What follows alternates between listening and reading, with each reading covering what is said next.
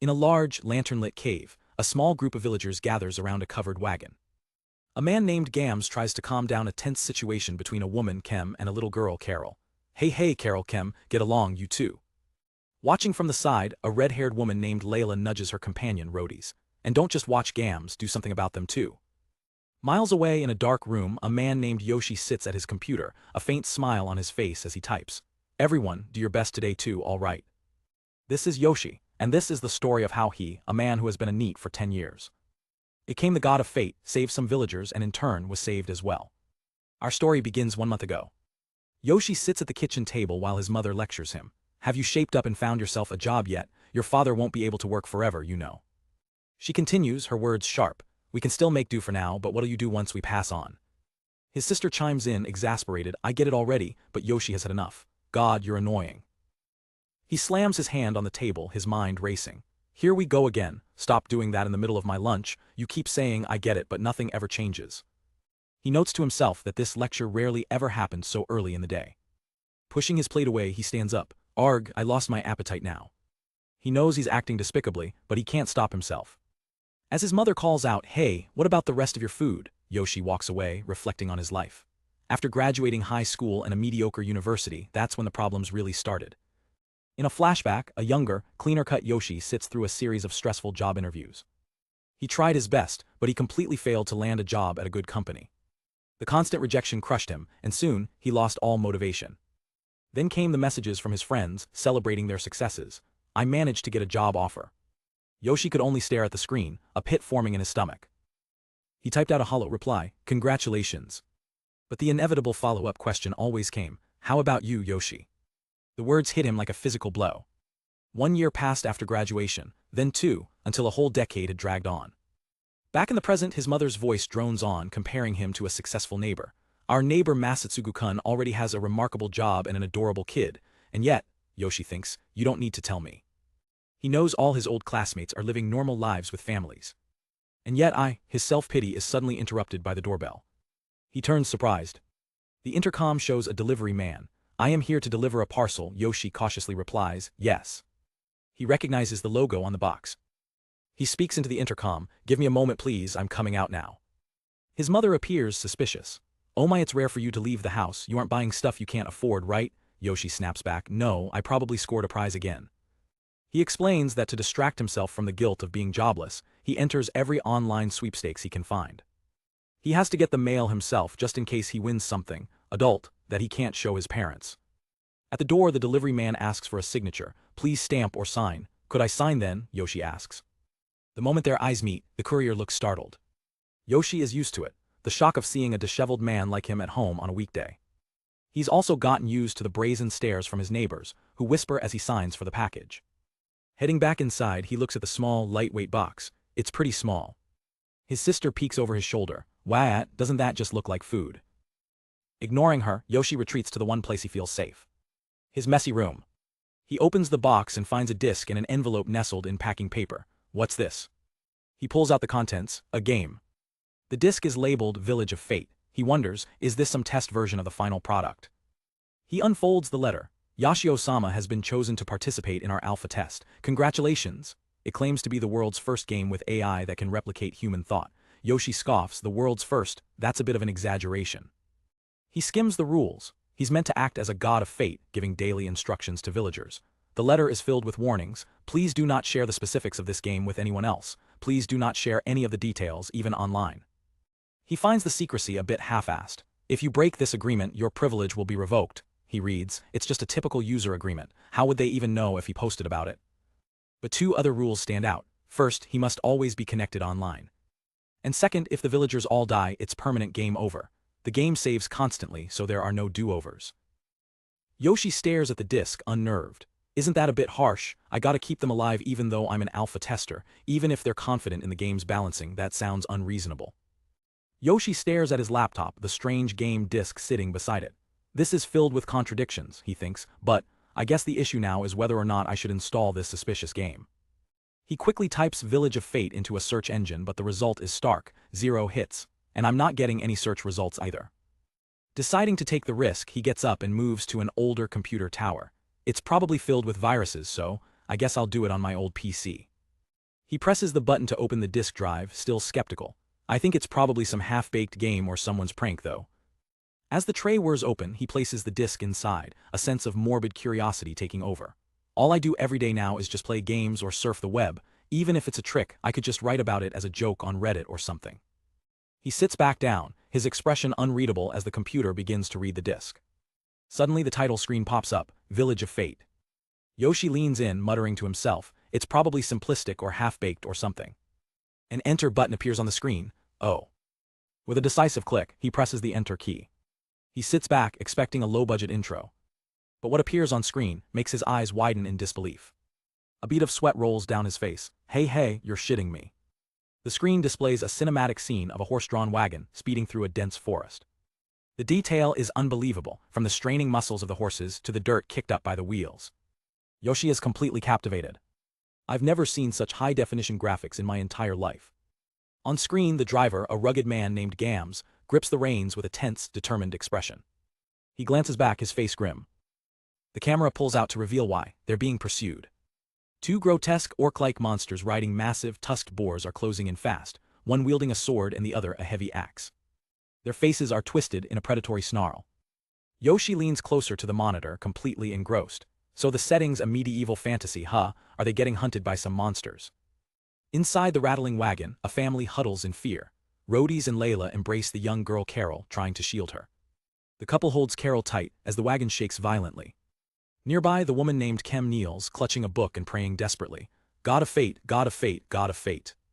One of the monsters on its boar pulls up alongside the wagon, raising its axe. With a brutal swing, it smashes into the wooden side, sending splinters flying. The impact throws them all off balance as Carol lets out a terrified scream, Eek. Back in his room, Yoshi is on the edge of his seat, his own body tensing with the action. His hand rests nervously on his mouse, as if he could somehow intervene. The axe-wielding orc now targets the horses, preparing to cut them down. Yoshi gasps, is it planning on taking down the horse first? But Gams reacts in a flash. The orc brings its axe down with tremendous force. With a deafening clang of steel, Gams stands and parries the blow with his own sword, protecting the horse. The force of the impact reverberates through the cart. But as Gams is occupied, the second orc with the sword closes in on the other side. Gams spots the new threat, but he's too slow to react. The orc raises its blade, ready to deliver a fatal strike to the defenseless horse. Yoshi's eyes are wide with horror, watching the inevitable unfold. Just then, Kem's book erupts with a blinding, divine light. A massive wave of energy explodes from the wagon, engulfing the entire area in a flash of white. The orcs are caught completely off guard, blasted back by the concussive force. They're thrown from their mounts, their attack completely thwarted. And then, as quickly as it appeared, the light vanishes. Yoshi slams his hands on his desk, staring at the screen in utter shock. Hey, what the hell happened? In the game, the wagon has come to a stop. Gams looks back to see the monsters retreating into the forest. Inside, the family is safe. Carol is even smiling, amazed by the miracle that just saved them. Yoshi watches bewildered. Did she save them? The villagers get out of the now stationary wagon, the immediate danger over. I guess this is where the game starts then, Yoshi thinks to himself. Well then, I wonder what I should do. In the game world, a group of 5 villagers gathers around their wagon, their expressions a mix of exhaustion and worry. From his computer, Yoshi moves his cursor over the scarred swordsman, Gams. He decides to dig into the characters, curious about the game's setup. Yoshi clicks, pulling up the character's profile. The bio for Gams appears, a 26-year-old swordsman covered in scars and the older brother of a priestess named Kem. Next, he checks out the priestess, Kem. His internal thought is immediate, a swordsman and a priestess as siblings, they don't look anything alike. Yoshi leans back, impressed by the high-quality graphics. This CG is insane, it must have cost a fortune, he thinks, deciding to check the profiles for the rest of the group. He pulls up the bios for the energetic 7-year-old, Carol, and her father, the 33-year-old former shopkeeper, Rhodys. The final profile is for Layla, Rhodys' level-headed wife. Yoshi concludes, so these 5 must be the main characters, the other 3 are a family. Watching the characters interact is entertaining, but Yoshi is still trying to figure out the controls. He suddenly recalls a detail from the game's instructions. Wait, wasn't there something about a prophecy? Back in the game, a conversation begins. Yoshi notes that the dialogue appears as text boxes. Guess it's not the fully voiced version, he muses. On screen, the swordsman Gams kneels, his head bowed in shame. I'm sorry, he says. As the village guard, all I could do was create an opening for you to escape. But the villagers don't blame him. The little girl Carol runs forward. Hey, please raise your head. It's a miracle any of us survived, she exclaims. By the way, what was that massive light earlier? Was that you, big brother Gams? Before Gams can answer, his sister Kem interjects with a sharp, jealous smile. Carol-chan, I've told you time and again that Gams is my big brother, not yours. She clings to Gams's arm, much to his discomfort. Yoshi smirks. Yep, she's definitely got a brother complex. A handsome hero with a beautiful, brocon little sister. This guy has to be the main protagonist. Gams gently pushes Kem away. Kem, that's an immature way to treat a child. She immediately apologizes, looking downcast. Carol sticks her tongue out, giggling. You got in trouble. Watching the dynamic play out, Yoshi is impressed. The character personalities are perfectly designed, he thinks. Maybe this is a good game after all. Rhodey's cuts in, bringing the focus back to the real issue. You two can joke around later, more importantly that light. Kem flushes, defending herself. We weren't joking, but I'll get back on topic. She holds up her Bible, which seems to radiate a faint energy. That mysterious light, it poured out from this Bible. Suddenly, a notification sound dings from Yoshi's computer. He leans in as a tutorial message appears on his screen. The text explains his role. You must now become their god. You cannot control them directly, but once per day you can fill in a page of their Bible to send a prophecy. Yoshi's eyes widen. So instead of choosing options, I have to write out text to give orders. He sits back, contemplating the strange mechanic. I'll worry about it later. For now, let's test it. The AI can probably only understand simple words at best. He begins to type, carefully crafting his message. This is taking a while, he thinks, trying to make his sentences sound like they came from a god. Finally, he's done. All right, let's see. If the AI can understand even a tenth of this, I'll call it a godly game. With a final click, he hits the enter key, sending his prophecy into the game world. Instantly, Kem's Bible erupts in a brilliant light, startling both her and Gams. Kem stares at the glowing book in utter disbelief. Even Carol is stunned into silence by the divine spectacle. Tears well up in Kem's eyes as she looks to the heavens. A miracle, God, we are eternally grateful. She turns to the others, holding the radiant Bible aloft. Everyone, we've received a prophecy from the god of fate. The villagers gather around, their faces a mix of awe and shock. Rhodey's breaks down, tears streaming down his face. It's a miracle. Carol cheers, but Layla sheepishly raises her hand. Sorry, Carol and I are illiterate. Kem looks to her brother, but Gams shakes his head. I can handle simple words, but complex ones are no-go. Could you read it for us, Kem? The others look on expectantly. Kem nods, her voice filled with reverence. You are right, well then, allow me to read it. She takes a deep breath. Kneeling by the wagon, she begins to read the divine words. I am the god of fate, you, who have escaped a narrow death. Gams listens intently as Kem continues. It is most pleasant to see that you have driven away the monster's pursuit through my miracle. The family hangs on every word. From now on, I shall bestow a prophecy once per day. I hope you will live unhealthy in accordance to my will. Kem reads the final, crucial instruction. Start by harvesting trees and securing a place to live. Back in his room, Yoshi shoves his chair back, completely floored. No fucking way. The villagers are overcome with emotion. So God saved us, Rhodey cries, and he's showing us concern, Layla adds. What a relief to be alive. Carol clasps her hands together, and he'll enlighten us every day. We are most grateful, God. Yoshi stares at his monitor in disbelief. They completely understood the sentences. He leans closer, his mind racing. Isn't technology like this still several decades ahead of its time? The screen displays the exact text he typed, now a holy scripture for the villagers. Yoshi's shock turns into manic excitement. If these characters can understand and respond, this game is seriously unbelievable. Yoshi leans into his monitor, his mind blown. If these characters can actually understand and respond to sentences, this game is seriously unbelievable. He pulls back, a skeptical look on his face. No, wait, they might just be executing one of their pre-configured action sequences. Staring at the villagers on his screen, he wonders, exactly what is this game? In the game world, Kem addresses the small group. The god of fate is telling us to harvest trees and secure a place to sleep. Let's split up and get it done. But Rhodey's, the practical one, steps forward. May I ask a question? Even if we cut down these trees, we can't use them as timber immediately. They need to be processed and dried. Kem looks completely lost. We have to dry timber. Yoshi mirrors her confusion. In a game like this, you can't just cut down a tree and instantly build a house. Rhodey's explains patiently, gesturing to a stack of logs. Trees have a lot of liquid in them. If you build with them before they're dry, they'll warp and the structure will have defects. Kem looks down, embarrassed by her lack of knowledge. Is that so? I didn't even know about something like that. Gams the warrior steps in to smooth things over. God's thinking can't be matched by mere humans. He must have his own plans. How about we start by cutting down some trees first? He reassures Kem, who whispers, thanks for the cover, Rhodey's. With the debate settled, Gams and Roadies get to work, felling the first of many trees. Meanwhile, the women, led by Layla and accompanied by young Carol, begin foraging for any edible plants they can find. Yoshi watches the two groups, summarizing their actions. So the men, Gams and Roadies, are harvesting trees while the girls are searching the area for food. His fingers move over the mouse.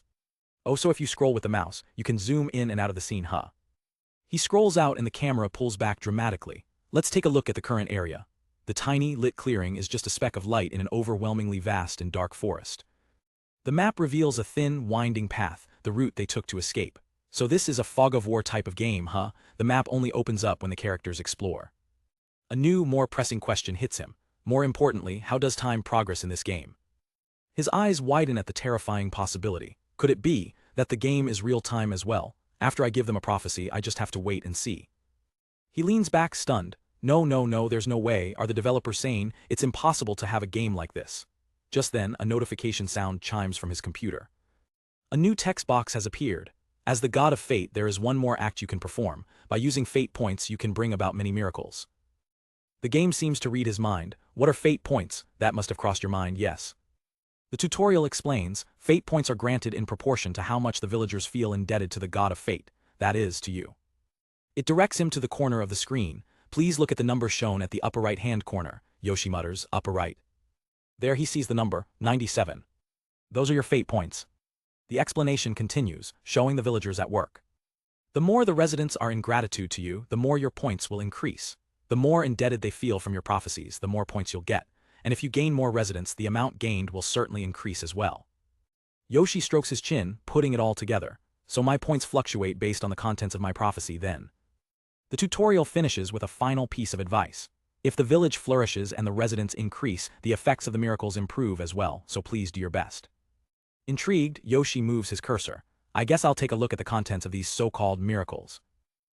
A menu opens, revealing powerful options. He could make a peddler visit, a traveling doctor show up, have escaped villagers reunite, or even summon a hunter. A grin spreads across his face as he realizes the true extent of his power. I see. So since I'm acting as the god of fate, I can literally manipulate people's destinies. He then notices another menu for controlling the weather. Ooh, I can control the weather a bit too. This really does feel like the miracle of a god. But his excitement fades as he glances at his meager 97 points. He leans back in his chair. Nonetheless, I only have a few points. What should I use them on? This is tough. He decides on a course of action. I guess I'll listen to what the villagers are saying and base my decision on that. He zooms back in on Gams and Roadies, who are hard at work chopping down a tree. As they work, Roadies sighs in relief. Nevertheless, it was truly a relief that we had the god of fate's divine protection. Gams grunts in agreement. Yeah, you're right. Roadies tries to make small talk. It'd be perfect if it doesn't rain. Gams just says, yeah. Roadies tries again. You're really close with Kemsan, aren't you? The answer is the same, yeah. Yoshi watches the painfully awkward exchange. He sighs, focusing on the stoic warrior. Gams, even though Roadies is trying to break the ice, this isn't turning into a conversation at all. Giving up on them, Yoshi clicks his mouse. No good, their conversation won't be of any help. How about the girls? He switches his view to the women. Kem asks, Layla-san, how much food did you manage to bring? Layla replies, I brought 3 wooden boxes we were meant to sell. If we ration them, we might survive for 2 weeks. Kem's face falls with worry. 2 weeks, you say? It would be great if we could secure a stable source of food by then, but... Their conversation sparks an idea for Yoshi. Securing food, huh? In that case, if I chose a peddler visits, could they buy food from them? He considers the alternative. If they're going to secure it on their own, they'd be looking for fish or other food on the mountain. I wonder how much natural food there even is around here. He contemplates his next prophecy. Should I instruct Gams to investigate the area tomorrow, but would it be a good idea to separate their one and only fighter from everyone else? Just then little Carol runs up to her mother holding something. Mother, I found a mushroom. Layla shrieks in terror. That's a poisonous mushroom, drop it. The scene triggers a cold, logical thought in Yoshi's mind. If this is a game I'm trying to win, I should use Carol, who isn't contributing much, to scout and widen the map. Carol freezes, startled by her mother's shout. Yoshi immediately shakes his head, disgusted with himself. No, if I cause them to die because of a careless action, it would weigh on my conscience. He scans the menus again, desperate for another way. Is there any other miracle I could use? His eyes land on a new option, familiar. His excitement returns. A familiar, a magical servant. If I get one, I could use it to explore the map safely. He sees a massive list of over 50 types, including unicorns and slimes. For reconnaissance, a bird would be perfect. They can travel far and are great for scouting. But when he looks at the cost, he slams his head on the desk in defeat. All of them cost so many points that I can't afford them.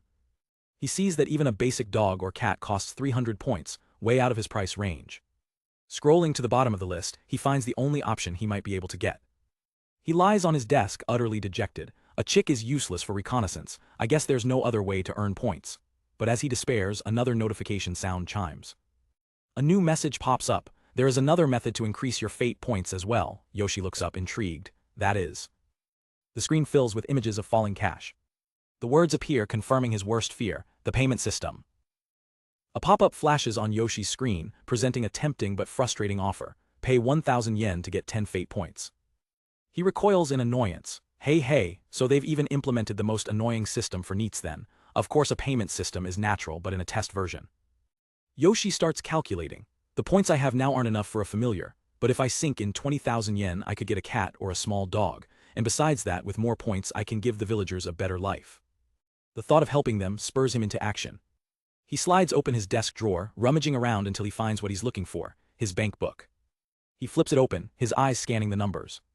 The reality of his situation hits him hard. All I have left is a bit over 10 grand. Desperate, he starts brainstorming. If I sold the books and games in my house, I could get a reasonable amount of money. And if I were to take the unopened prizes I won and put them up for auction. He grips his head in his hands, overwhelmed by the decision. MMGH, what should I do? As night falls outside, he turns his attention back to the game. He notices something on the screen that catches his eye. Inside the game world, the villagers are already settling down for the night. It's still 9 o'clock, everyone's going to sleep already. The children, Kem and Carol, wave happily from their wagon. Big brother, good night. By the campfire, the warrior Gams sits on watch. Rhodys approaches him, concerned. Why not go to sleep too, Gams-san? But Gams remains vigilant. It's fine, Rhodys-san, you never know when a monster might attack, so someone has to stay on lookout. Rhodys smiles, his faith unwavering. It is fine though, did we not witness God's miracle firsthand? With God's power, the monsters will not approach us, and since he is even granting us prophecies, it means the God of fate is watching over us. Listening to this, Yoshi speaks through Gams's internal thoughts, a bitter truth only he knows. It would be nice if that were true. I am sorry. I don't have that sort of power. Yoshi stares at the screen, worried. Sigh. At this rate, they'll be under the impression that they're completely safe since God can do anything. But if I tell them my powers have limitations, their gratitude towards God will weaken, and I won't gain many points anymore. He decides on a more practical approach. I guess I should briefly look into wood manufacturing then. As he types into the search bar, a wave of self-reflection hits him. I wonder how many years it has been since I've seriously looked something up like this. It's been close to 10 years of just watching videos or shitposting on Reddit. If I had just devoted that wasted time to other things, maybe I could have given these villagers more decent advice. The regret deepens. If I wasn't a NEET, I would have had money saved up to increase my fate points, and for the villagers, if they had a normal working person as their player, I'm sure they could have had a more relaxing lifestyle. He lets out a dry, humorless laugh. Why am I regretting my past over game? Gaming is meant for pleasure. He stands up from his desk and catches a glimpse of his haggard reflection in the window. Suddenly, a sharp, familiar pain throbs in his side. He doubles over, clutching his abdomen. He lifts his shirt, revealing a large, ugly scar. When it gets cold, my scar hurts. His eyes darken as the pain triggers a traumatic memory. Yes, I'm recalling that bad memory again. The past rushes back. A younger Yoshi stands on a street with a girl, confronted by an aggressive young man with a bowl-cut hairstyle. The bowl-cut youth yells, his face contorted with rage. You hear me? Don't get close to my little sister again. Younger Yoshi stands his ground, silent. The youth grabs him by the collar, shoving him back. Say something, promise me here right now. He mutters something unintelligible, his face a mask of cold fury. Yoshi can only stare back, confused. In an instant, the girl screams in terror, Big brother. Something small and sharp clatters onto the pavement. Before Yoshi can process what's happening, the bowl-cut youth lunges. He drives a knife straight into Yoshi's side. Pain explodes through his body. He lets out a choked cry as the blade sinks deep. Gwa. The attacker stands over him, the bloody knife held firmly in his hand. A cold, emotionless expression on his face. Yoshi's vision blurs with terror. Stop. He collapses to the ground, his voice a desperate whisper. Help. The girl can only watch, frozen in horror. Yoshi cries out, clutching the bleeding wound. Back in the present, his voice narrates the memory. At the time, I left behind something important and ran for it. He clutches his scar, the phantom pain as real as the memory, and that's when it started, that no matter what I did, it never went well. He tries to push the thoughts away, gripping his chair. Just stop, I'm already at this point now. I have nothing else I can do anymore after all. He sinks back into his chair, turning to the glowing screen as his only escape. For now, I just want to immerse myself in gaming. The sun rises over a quiet suburban neighborhood, marking the start of a new day. But for Yoshi, it's just the end of another long night. He groggily opens his eyes, so it's already morning, huh? He'd been up all night at his computer, researching wood manufacturing for his game. He was so absorbed, he fell asleep without even realizing it. Yoshi sits up, his body aching from sleeping in his chair. He glances at the clock, 7:35 a.m. It's been a long time since I woke up at a time like this. He turns his attention back to the monitor. Now then, he thinks, it seems everyone's up already. Inside the game, his villagers are bustling with activity. Gams and roadies are already processing lumber. Kem, the devout priestess, is deep in her morning prayers. And Layla and Carol are out foraging. So it's true, Yoshi muses, this is the kind of game where the villagers live in real time.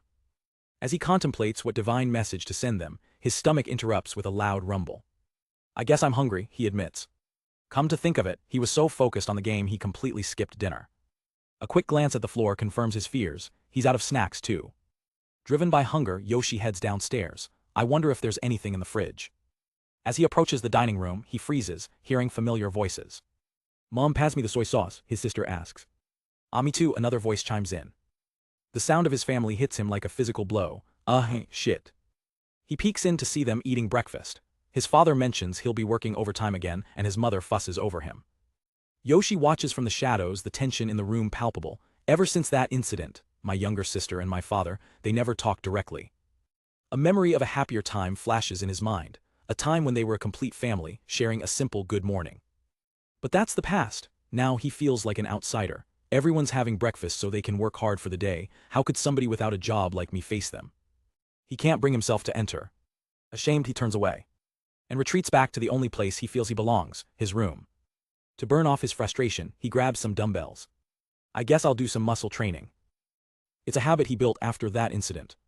A desperate attempt to negate the weakness inside him, the weakness that made him run away back then. After a quick workout, he sits back down at his desk. His focus returns to the game, his only escape. He logs back in, checking on his villagers. He sees Layla gently reminding Carol, don't overwork yourself, to which the little girl happily replies, I'll be fine. Her father, Rhodey's, chimes in, Carol, if you get into trouble or need some physical help, just call your father. But Carol just beams, proud to be helping out. Okay. Watching this wholesome family interaction, Yoshi feels a pang of self-loathing. Even though it's a game, everyone seems to be living more remarkably than me. Feeling like a fraud, he decides to lower their expectations. I guess I'll warn them not to put too much hope onto an incompetent god. Back in the game world, Kem is startled as her holy book begins to radiate a divine light. She jumps to her feet, her eyes wide with excitement. Everyone, we received a prophecy from God today as well. The others gather around as she prepares to read the holy message. Kem reads his words aloud. My devout believers, I have currently lost half of my power. I can only bestow minor miracles and watch over you all. I want you to join forces with those around you to survive. That is my earnest wish. She finishes with his final words, I bless you all, but the villagers just stand there in stunned silence. Their expressions are grim and unreadable. Layla looks down, concerned, while Carol looks up at her, confused. Watching from his monitor, Yoshi's heart sinks. What's with the silence? He buries his face in his hands, instantly regretting his choice of words. Could they be disillusioned? I should have thought of a better excuse. But suddenly Kem's face lights up, tears of joy streaming from her eyes. Everyone, how magnificent is this? God is watching over us. Yoshi can only stare in disbelief. Rhodey's is immediately fired up, interpreting the message in the most positive way imaginable. It's unbelievable that God would bless us. His loss of power must be due to his battles against the devils. We too cannot keep depending on God, he declares. We must strengthen our position further. Yoshi is stunned. It seems she interpreted it in a way that benefited me. He checks his stats and sure enough, his fate points have increased to 110. He gained 13 points, but it's still not much. If this is all I gain, I wonder if I'll even be able to activate a beneficial miracle once a week. He knows it's not enough to give them an easy life. He remembers a conversation he witnessed earlier between Layla and Kem. Kem was worried. In preparation for any monster attacks, we would need a wall or at least a fence to be able to rest easy. Layla agreed, adding, and we need the logs to build a house so we can't use them for a fence. Kem's biggest concern was even more basic. I'm more worried about our seasoning than our food. If we could just have a bit more salt. Yoshi sighs. He could solve these problems with miracles, but he can't waste his points. If I had more fate points, I could clear away some of their insecurity. He realizes there's only one option left. In that case, the only way to get more would be through payment. He's already listed some items for auction online, but it's not enough. As for what else I could sell, his eyes land on a stack of old games and a handheld console. If I bring these to a second-hand bookstore, I could get some quick cash. The problem is, he stands before his bedroom door, his greatest obstacle. Selling these entails going outside. He shields his eyes from the sunlight. It's already been a few months. No, if I don't count the late nights, I haven't gone out for around 2 years now. The thought of facing the world is terrifying, but then he glances back at his computer screen. He thinks of his villagers who are living their lives to the fullest, depending on him. It would be regrettable if I couldn't play the game again if they were to be utterly defeated. For them, he might just find the courage he needs. With a sigh of resignation, Yoshi makes a decision. I guess I'll go. He stands before his mirror, pulling on a button-up shirt, preparing to face the outside world for the first time in a while. But as he fastens the buttons, a wave of discomfort hits him. Even though I didn't particularly get fat, my clothes feel tight. He's confronted by the ghost of his younger self, a clean-cut, confident man in a suit. When I was a kid, he thinks, I envisioned being a more refined adult during my 30s, and hell, I even believed that I would turn into one naturally. The reality of his unkempt appearance sinks in, and his resolve begins to crumble. Defeated, Yoshi slumps back into his computer chair. I think I'll hold off for today after all, if I feel like it tomorrow. His eyes drift to the monitor, where in the game world, the young villager Carol is happily humming and gathering twigs. Suddenly, her foot catches on a rock. The cheerful girl loses her balance. She tumbles to the ground, scattering all the twigs she had worked so hard to collect. Watching from his room, Yoshi flinches, his heart sinking at the sight. On the screen, tears well up in Carol's eyes as she starts to sob. Yoshi feels a pang of helplessness, his hand instinctively reaching out towards the crying girl on his monitor. But then something changes. Carol wipes away her tears with a determined fist. She doesn't give up. One by one, she begins gathering the scattered twigs again, her expression set with resolve. Finally, she stands tall, proudly holding her bundle, a testament to her resilience. Yoshi stares at the screen, completely captivated. Her simple act of perseverance strikes a chord deep within him. With a few clicks, he checks on the other villagers. Gams and Roadies are working together, hauling heavy logs to build up their home. By the river, Layla and Kem are diligently washing clothes. Everyone is doing their part, working hard for a better future. A fire ignites in Yoshi's eyes. Today's a different situation, isn't it? He springs from his chair, grabbing bags filled with his old belongings. I'll do my best too.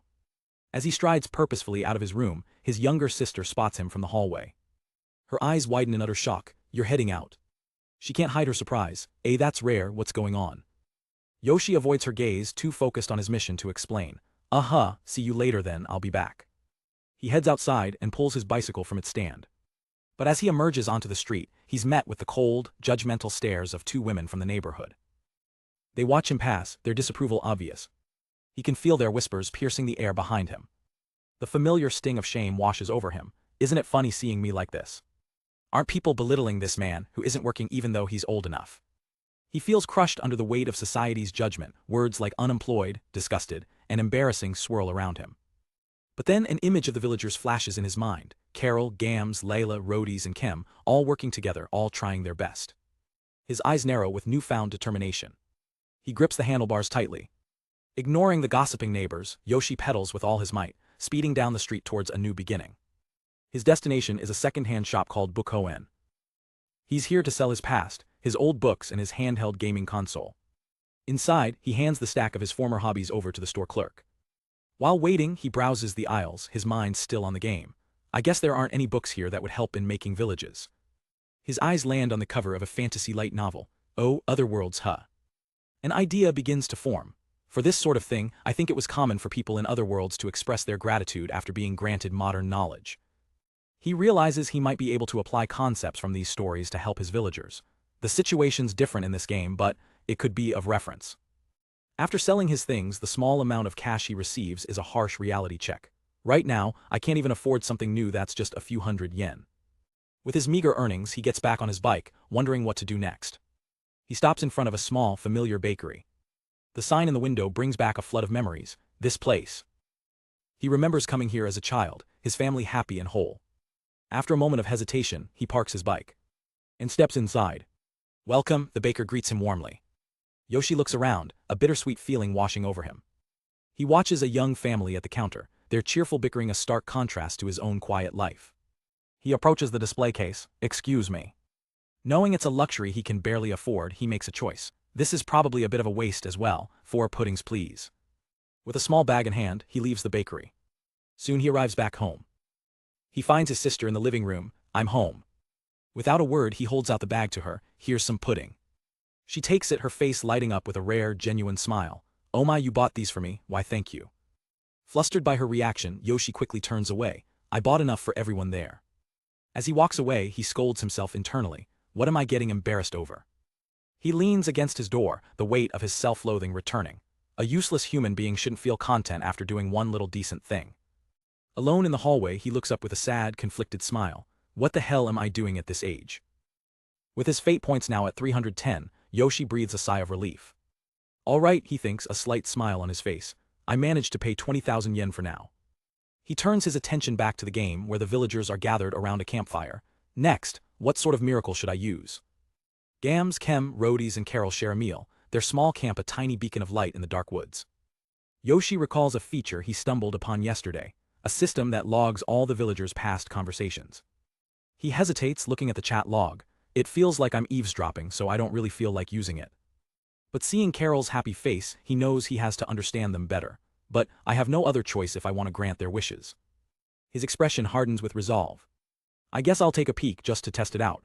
With a decisive click of the mouse, he dives in. He pulls up a log from earlier that day. It's Layla and Kem doing laundry by a river. Aren't we glad that it's nice weather today? Layla asks. Kem agrees, but adds, I just hope we don't encounter any monsters though. Yoshi realizes this conversation happened while he was out. Kem optimistically notes, from the looks of things our laundry should dry quickly.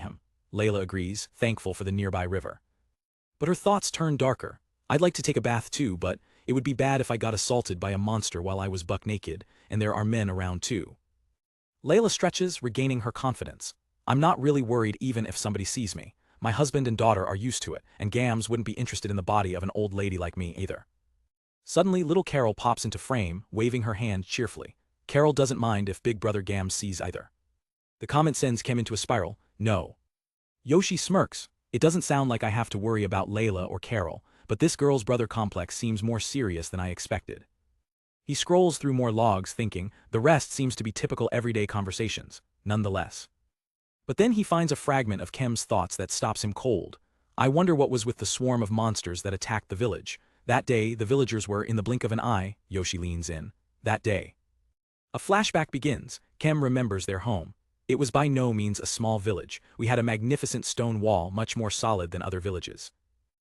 She continues, her memory filled with the bodies of fallen defenders. And we had several other hunters like my big brother around. How did things end up like that? Carol's innocent voice echoes the same trauma. I wonder if Uncle and Auntie next door are okay. Back in his room, Yoshi stares at the screen, the weight of their past settling on him. Just what happened to everyone?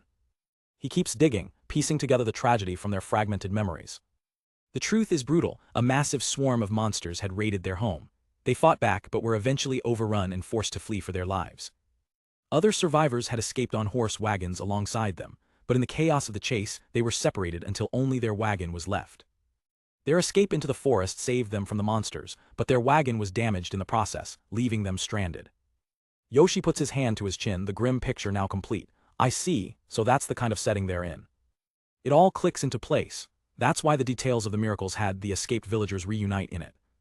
A fire lights in his eyes. He makes a silent vow to his villagers. I'll have you all reunite eventually. Just then his sister's voice cuts through his focus. Yoshi, food's ready. He gets up, the real world pulling him away from the virtual one. As he walks towards the dining room, he stops dead in his tracks. There, sitting at the table, is his father. Father, Yoshi thinks, surprised. His dad looks over. It's rare to see you back home so early. Yoshi sits down for the tense family meal. He reflects on their relationship. Ever since he became a NEET, their conversations have been brief and empty. This kind of relationship has continued on ever since that one big fight. His father ignores him, turning to his mother. Is Sayuki doing overtime? He asks. Yoshi feels the familiar sting of his father's disinterest. I see, my younger sister's late today too, huh? Yoshi thinks, stirring his rice. Unlike him, his sister Sayuki is thriving. She got into her dream industry and seems happy, never complaining about overtime.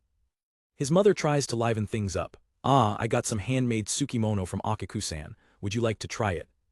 As she rambles on about her day, Yoshi tunes her out. He remembers Akiku-san, the kind old landlady who lived nearby. He has a faint memory of her giving him and his childhood friend candy when they were kids. Looking at his family's comfortable, spacious house, a bitter thought crosses his mind. Me being able to stay as a NEET without being kicked out is because my father is a hard worker with a decent income. The meal ends. Thank you for the meal, Yoshi mutters, getting up to leave. If you're heading back, take a pudding with you, his mother says. She then turns to her husband. Would you like some too for dessert? This kid bought them for us. His father looks up from his bowl.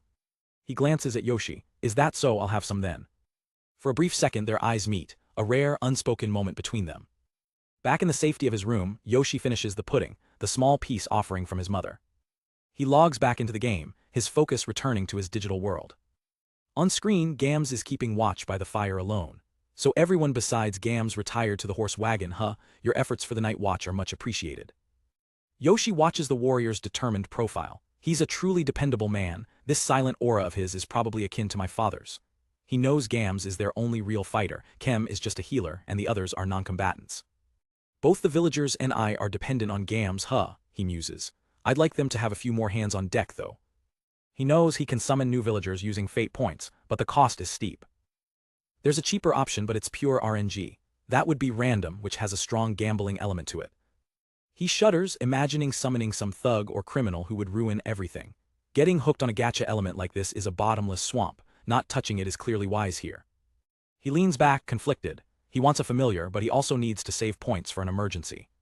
He grabs his head in frustration, shouting at the empty room. How worried do I have to get for a mere game? Exhausted from the day, he decides to call it quits. I'm tired, I guess I'll ponder over it tomorrow. Sorry Gams, but I'm going to sleep now. He turns towards his bed. Good night. Suddenly, a piercing alarm blares from his speakers. BLP. Yoshi whips around, his heart pounding. What the? On his monitor, a single word flashes in red, attack. In the dead of night, the camp's silence is shattered by Gam's urgent cry. Everyone, wake up.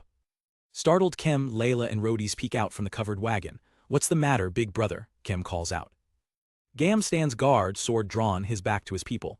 I sense monsters, he warns, turning to Kem. Protect everyone, don't leave the wagon under any circumstance. As the other villagers gather, Rhodys ushers his family back. Monsters, Layla, Carol, stay inside. Little Carol looks to their protector, asking, Big brother, we'll be okay, right? Gam's gaze is like steel. Leave this to me. Not wanting to stand by idly, Kem insists, I'll fight too. But Gams immediately shuts her down. No, only you can use healing magic, Kem. I'm counting on you to take care of everyone. A single tear escapes her eye, as she understands the weight of her role. Meanwhile, in another world, Yoshi grips his monitor, frantically trying to get a better view. The area is too dark to see any monsters. Back in the game, Kem accepts her duty with a solemn nod. From the pitch-black woods, a massive clawed paw steps into the light. It's followed by a monstrous, snarling face, teeth bared and ready to kill. Two enormous black wolves emerge from the darkness, their growls echoing as they face Gams across the campfire. Yoshi's eyes widen in shock. They really appeared. A game notification pops up, identifying the creatures as black dogs, ferocious monsters whose fangs can sometimes be poisonous. The two beasts begin to circle their prey. Yoshi watches, his anxiety rising. Stray dogs as monsters. Gams may be strong, but it's still 2-on-1 after all. Gams remains unfazed, crossing his blades in a defensive stance. The black dogs crouch low, saliva dripping from their jaws as they prepare to lunge. Watching helplessly, Yoshi clasps his hands together. Please, please, Gams. His hand trembles over his mouse as he desperately pleads with the game itself. No, I'm a god, use a miracle, some miracle. But Gams doesn't need a miracle. His eyes narrow, his focus absolute. As the first wolf lunges, Gams moves like lightning. He expertly dodges the attack, the beast's fangs snapping at empty air. He becomes a whirlwind of steel, skillfully weaving between the two ferocious attackers. With a powerful arcing slash, he cuts deep into one of the black dogs. The beast lets out a final, pained yelp before collapsing. Gams stands over his defeated foe, the second wolf keeping its distance. He takes a moment to catch his breath, victorious. Yoshi is ecstatic, pumping his fist at the screen. Oh, badass Gams. Seeing an opening, Kem calls out from the wagon, her voice filled with relief. Big brother, are you okay?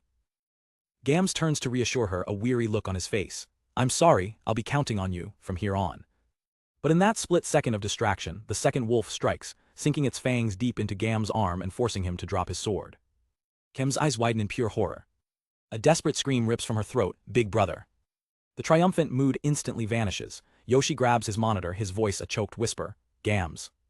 Kem rushes to Gam's side, cradling his limp body. Yoshi stares in disbelief. It was a flawless victory, wasn't it? He watches the hero's pained expression on the screen, screaming in his mind, "Get a hold of yourself, Gams." In the dead of night, Kem desperately clutches her brother Gams, his body limp in her arms. Her hand trembles as she touches his face. "Big brother, yo, your body's getting cold." Panic gives way to a heart-wrenching scream that echoes through the silent woods. "Big brotherer." Gams remains unconscious, his life slipping away. Watching from his monitor, Yoshi slams his hands on his desk in a panic. Hey, Gams, what's going on?" Hearing the commotion, the other villagers rush out of the wagon. Rhodey's calls out, trying to be the voice of reason. "Kem-san, calm down." He kneels beside Gams, checking his pulse. He still has a pulse, but his body temperature seems to be going down quite a bit. His face looks pale too. Rhodey's examines the gash on Gam's arm, noticing the dark, unnatural discoloration spreading from the wound. His eyes widen in horror. This color. The memory of the fight flashes in his mind. It was the bite from that monstrous black dog. Rhodey's turns to Kem, his voice grim. "It appears to be poison. Kem-san, can you use any antidote magic?" Yoshi leans into his screen, a flicker of hope in his eyes. "Healing magic, so you can do that." He paces in his room, frustrated. In that case, Gams would be healed, right? What the heck, Bloody's startling me. But in the game, Kem looks down, her expression crushed. "No, I have not learned any yet." Her last hope shatters. She grabs Rhodey's frantically. Do we not have any antidotes in our luggage?" Rhodey's expression is all the answer she needs. He can only look away in shame. "I apologize." Nearby, Layla holds a terrified Carol close. The little girl grips her mother's clothes, sensing the despair in the air. For Kem, this is the final blow. She collapses to the ground, her voice a broken whisper. Don't leave me, big brother." Though unconscious, a single tear streams down Gam's face. Kem cradles his head and screams at the heavens. "God, please save my older brother somehow, I will do anything. So please, my older brother, I am begging." Yoshi watches the tragedy unfold on his screen, feeling utterly powerless. What should I do? He grips his monitor, his own face pale with stress. If Gams dies, it'll be over. Is there anything I can do? He sees the villagers gathered around, their faces etched with worry. Their prayers and Kem's desperate cries fill the air. "God, do something." Suddenly, Yoshi's panic turns to resolve. "No, I'm the god here, why am I panicking again?" A thought sparks in his mind. Only a miracle can put an end to this situation. If my memory serves me right, I believe there was a means to overturn this situation. He frantically pulls up the miracles menu, his cursor flying past the options. Not the peddler, hunters are irrelevant too, I'm pretty sure it was here somewhere, that option. And then he sees it. I found it, the only valid miracle here is a traveling doctor shows up. 300 points is steep, but if it's a doctor, I'm sure he'll have an antidote. His hand hovers over the mouse, trembling. Even if I activate it, there's no guarantee he'll show up immediately, but I can only take a gamble on it now. Just as he's about to click, his door flies open. His younger sister glares at him. "Hey, you're too loud. What time do you think it is?" Yoshi freezes, a new thought striking him. And even if a doctor were to show up immediately, wouldn't it be suspicious since their timing is too convenient? He glances at his clock, it's past midnight. Right now, we're already past midnight, in that case. An idea forms. With newfound determination, Yoshi clicks the mouse. Back in the game, Kem continues to plead. "Big brother, please say something." A calm, unfamiliar voice cuts through the night from beside the campfire. "What is the matter?" Everyone's head snaps toward the sound. A mysterious hooded figure has appeared out of nowhere, walking calmly into the firelight. Instinct takes over. Kem draws a dagger, her grief replaced by fierce protectiveness. "Who are you?" Rhodey raises his own blade, shielding the others. The stranger holds up a hand placatingly. "Please do not be alarmed, I am a traveling doctor." The villagers remain suspicious. A doctor out here at this hour. Yoshi smirks at his screen. It's only natural that they'd suspect them. Thus right now here. At that exact moment, Kem's Bible, lying forgotten on the ground, erupts with a brilliant light. Its pages begin to flip wildly on their own, driven by an unseen force. Kem stares in disbelief. This late at night, a prophecy. The light from the book illuminates the entire camp. Kem's tears of despair become tears of overwhelming gratitude. She looks up, her voice filled with renewed faith. "God, you have my heartfelt gratitude." The doctor watches unfazed. "So this was the right place after all then," the doctor says. "Could you let me take a look at that man?" Kem looks up at the mysterious healer, her hesitation gone. This person was sent by God, they are her only hope. With all the desperation in her heart, she pleads, "Please." The villagers lower their weapons, watching as the doctor kneels beside Gams. Little Carol clasps her hands together, praying for her big brother Gams. The doctor quickly inspects the poisoned wound. Without a word, they reach into their satchel. Their expression is calm and focused. They produce a small vial containing a clear, bubbling liquid. First, they carefully pour some of the antidote into Gam's mouth. Then they pour the rest directly onto the festering wound. Everyone holds their breath, watching for any change. Slowly, the tension in Gam's face begins to relax. The sickly purple hue recedes, and healthy color returns to his skin. A wave of pure joy and relief washes over the group. Layla exclaims, "Big Brother's face is." In his room, Yoshi slumps over his keyboard, completely drained but victorious. Phew, so it worked. I'm glad the doctor made it in time. He smiles faintly. I'll have to thank this female or male doctor. Back in the forest, the divine light from the Bible still lingers. Rhodys picks up the holy book, his eyes drawn to the newly appeared text. He reads the prophecy aloud. By the power of fate, I shall guide a doctor to your location. That man does not belong with me just yet. I will grant my benevolence to that brave warrior.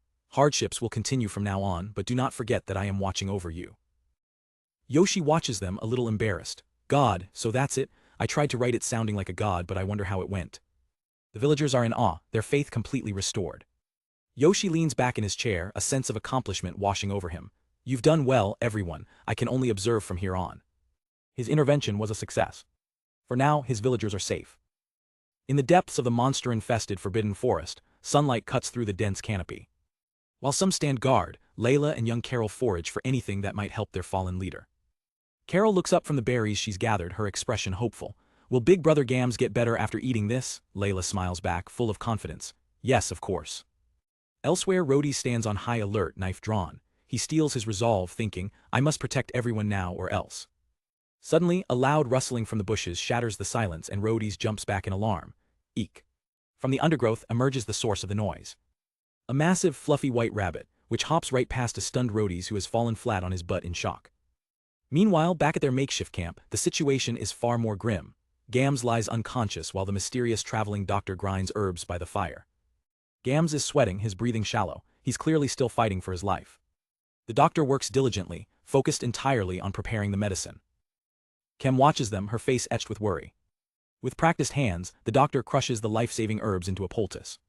Kem finally breaks the silence. Doctor, why have you come this way? The doctor pauses, their expression calm as they prepare to answer. My family has been doctors for generations, they explain. This place is called the Forbidden Forest, and although there are many monsters, it is abundant with herbs. Last night I had just finished gathering what I needed and was preparing to make camp.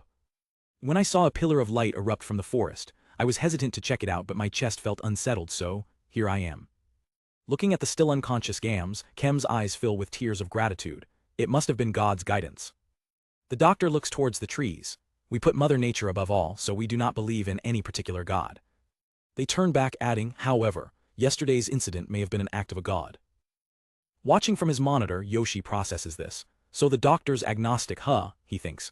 They recognize gods exist, but believing in them is a different story. He lets out a massive yawn, the long night of playing God finally catching up to him.